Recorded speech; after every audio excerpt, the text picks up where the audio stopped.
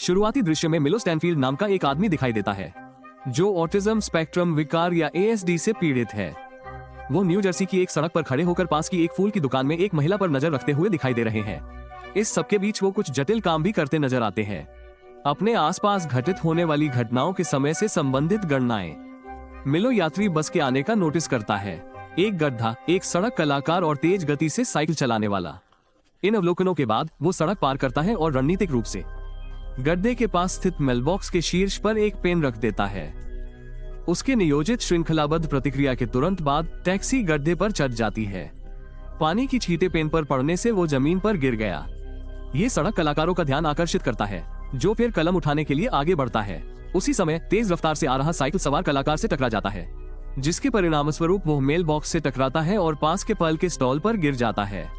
सड़क पर अराजकता फैल जाती है जिससे सभी का ध्यान भटक जाता है, जिसमें बस चालक परिणामस्वरूप वो ट्रैफिक लाइट के आर पार मुड़ने पर ध्यान नहीं देता और सड़क पार कर रही उसी महिला को टक्कर मार दी, जिससे उसकी मौके पर ही मौत हो गई। और लोग कहते हैं कि गणित खतरनाक नहीं है। इसके बाद मिलो ये पुष्टि करने के बाद कि उसकी योजना सुचारू रूप से संपन्न हुई, घटनास्थल से चला जाता है। इसके बाद दृश्य FBI की विशेष एजेंट ओलिविया डनहम पर आ जाता है। वो होमलैंड सिक्योरिटी के फ्रिंज डिवीजन के लिए काम करती है। असाधारण घटनाओं में विशेषज्ञता। सिर में लगी चोट के कारण ओलिविया लंबे समय के बाद काम पर वापस लौटती दिख रही है। जैसे ही वो फ्रेंच में प्रवेश करती है, मुख्यालय में उसका एक साथी अधिकारी उसका स्वागत करता है, चार्ली, जो टीम का पर्यवेक्षक है। इस बीच एजेंसी के प्रमुख वाल्टनेट बिशप प्रयोगशाला सहायकों में से एक से बात कर रही है। फिलिप ब्रॉयल से ओलिविया की वापसी के बारे में पूछा। फिलिप का कहना है कि वो फोलिविया नाम की एक हमशक्ल है और चिंता व्यक्त की कि क्या वे अपनी टीम में एक धोखेबाज को शामिल कर सकते हैं। यहाँ ये पता चलता है कि कार्यालय के अंदर मौजूद ओलिविया असली नहीं है। वो वास्तव में एक धोखेबाज है जिसे मूल धोखेबाज की जगह लाने के लिए लाया गया है। वाल्टनेट ने फिर फोलिविया रखने के पीछे अपनी प्रेरणा का खुलासा किया, इस ब्रह्मांड में और वास्तविक ओलिविया की यादों को उसमें प्रत्यारोपित करना। उनका दावा है कि फोलिविया ही एकमात्र ऐसी है जो बिना किसी नुकसान के ब्रह्मांडों के बीच यात्रा कर सकती है।